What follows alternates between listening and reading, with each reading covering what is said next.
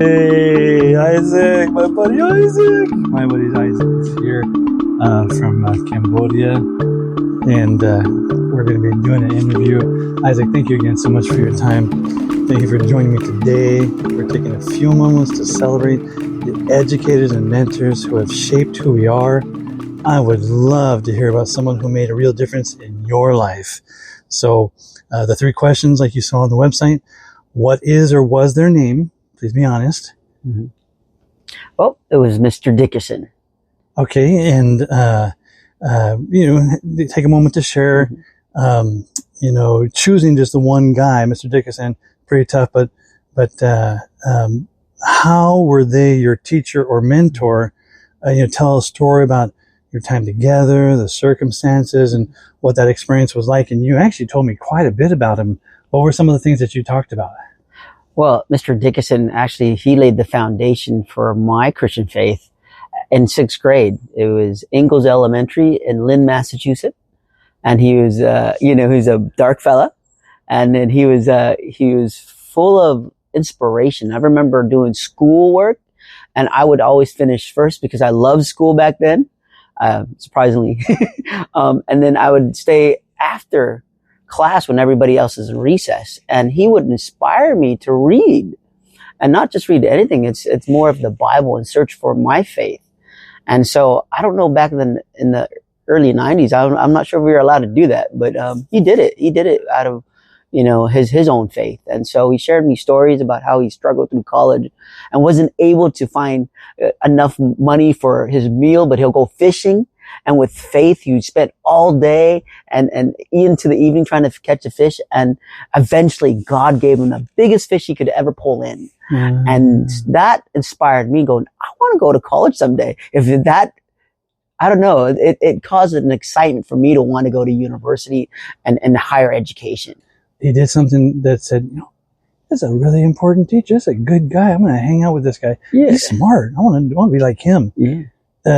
Did you find yourself? Yeah, I a lot of time when the kids were going to recess, I would stay and do extra work. I would help correct some of the paperwork that I was like the teacher's pet. Oh, so he would inspire me by sharing his testimonies, and his story about his salvation and how he came to know Jesus. All right. So I was like, I was just like, this is really interesting. And I see him as, a guy that is like an upright guy, a guy that I can trust, a guy that would lead me further on than I would be able to do by myself. So he was pretty important. Yeah, it was pretty important. And the story that he tells me about how he basically, just love people, and then how and his family stories and how they struggle through things. Yeah. And that really encouraged me. And that same year, actually, I went and visited a university. It's called Holy Name. Oh, okay. Yeah, okay. Yeah. I remember Holy Name. Yeah. Yeah. And I visited a university, and that's where my inspiration for going to school and higher education came in sixth grade. All right. So sixth grade. And then the last question, and you can expound, in what specific ways has your life become better because of their positive influence? Now, again, just reflect on the long-term impact, whether it changed your career path, your confidence level, how you approach different challenges today. Just feel free to elaborate. Yeah, well, I see a life as where Mr. Dickerson shares me his struggle through university, through his family life, being, look, he's a sixth grade teacher, and he was black, living in Massachusetts, and the struggle that he went through and his family went through. And he was also part of the reserve, Army Reserve, that was sent out to the first Gulf War. When he was sent out, our whole class cried. Then when he came back, we were really, really extra happy. Wow. So that really impacted my life, because the fact that through his struggle, he never lost his faith. Yeah.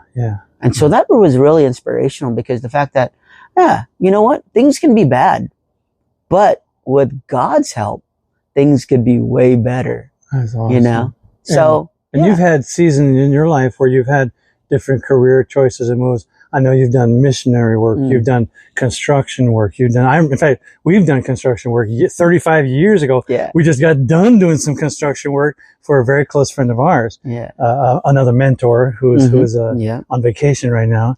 Yeah. And, but a lot of good memories, even being back in the area. Isaac, thank you so much for sharing that. It's really clear how much of an impact Mr. Dickerson had on you. And it's wonderful to hear that their influence is still a part of your life today. I mean, I really appreciate your honesty and for taking the time to honor them.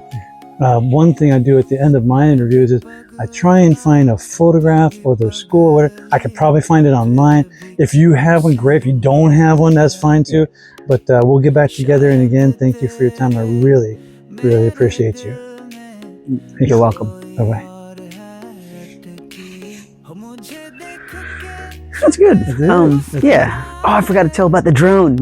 Oh, you did. Now we can have a blooper. No, because there's bloopers too. Larry gets some bloopers. I said, oh, Larry,